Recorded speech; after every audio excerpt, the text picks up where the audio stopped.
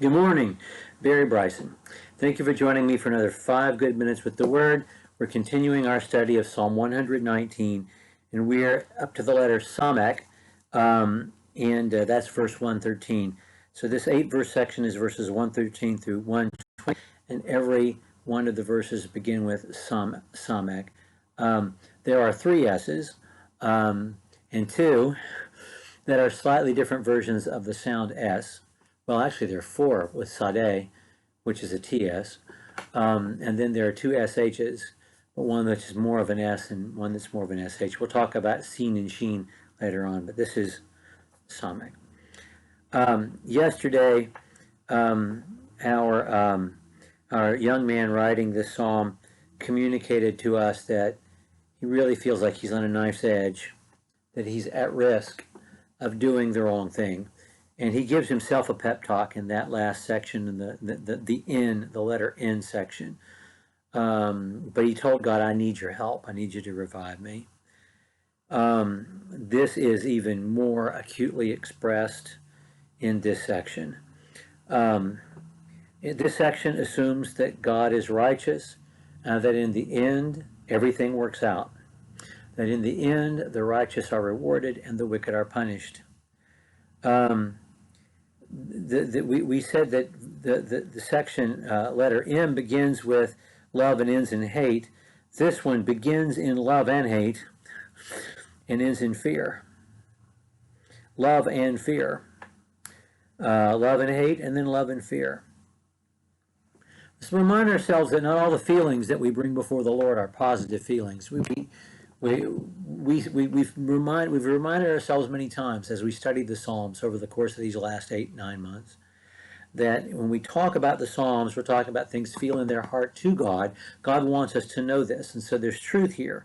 Every crossed T, every dotted I is there because God wants it to be. But not all of the feelings expressed are healthy feelings.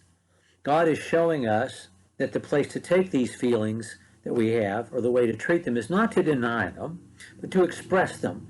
Not to everybody, but to God. Sometimes those feelings need to be expressed in appropriate ways to the people that can give us wise counsel, or the people who have provoked those feelings. But they're always right, no matter how negative or unhealthy they are. You got to get them out. You can't tamp them down, and you get them out to God. And I know some of those feelings are being expressed here today. Verses 113 through 20. I hate those who are double-minded, but I love your law. I hate those who are double-minded. I love your law. Verse 14. You are my hiding place and my shield. I wait for your word.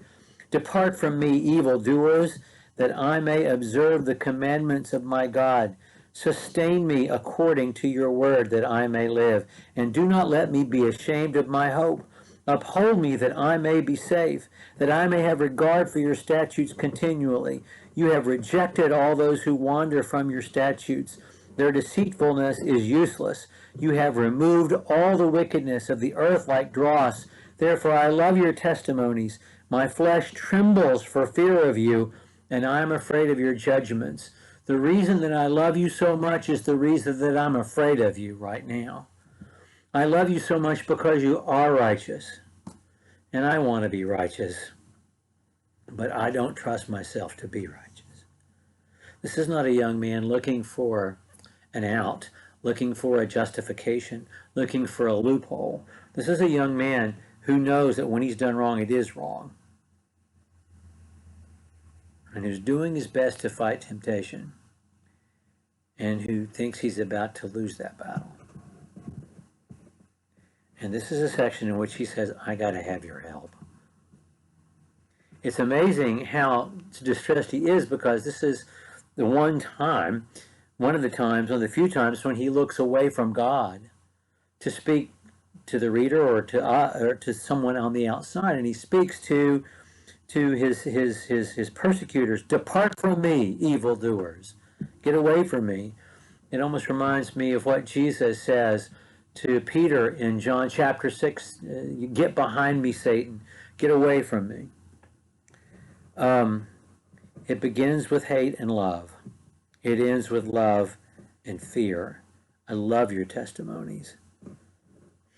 But the very reason I love you is the reason I'm afraid. My flesh trembles for fear of you, and I am afraid of your judgments. May all of us have the same honesty about ourselves and the same yielding to God in our prayers as this young man has had today. We're going to pick up with the letter I in tomorrow, verses 121 through 128. Thank you for joining me.